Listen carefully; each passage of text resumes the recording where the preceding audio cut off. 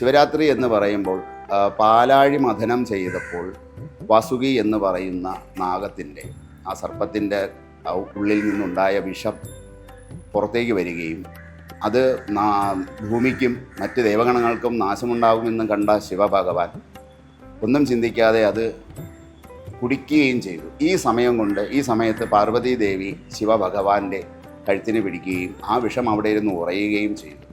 ഇത്തരത്തിലാണ് അദ്ദേഹത്തിന് നീലകണ്ഠൻ എന്നുള്ള പേര് വരാനുള്ള കാരണമുണ്ടായത്.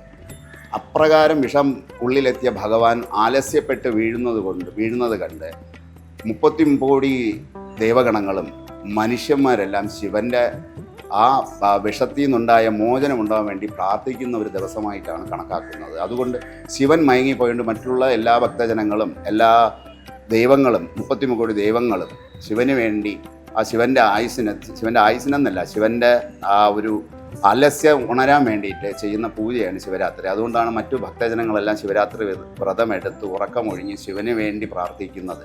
ശിവന് മറ്റുള്ള ദിവസങ്ങളിലെല്ലാം ജീവജാലങ്ങൾക്ക് വേണ്ടി ഉറക്കമൊഴിഞ്ഞിരുന്ന് നമ്മളെ കാക്കുന്നു എന്നാണ് സങ്കല്പം. പക്ഷെ ആ ഒരു സമയത്ത് ശിവഭഗവാൻ മയങ്ങിയതുകൊണ്ട് മറ്റുള്ള എല്ലാ ഭക്തജനങ്ങളും മറ്റു ദൈവങ്ങളും എല്ലാം ശിവന് വേണ്ടി ഉറക്കമൊഴിയുന്നു എന്നൊരു സങ്കല്പവും കൂടിയുണ്ട്.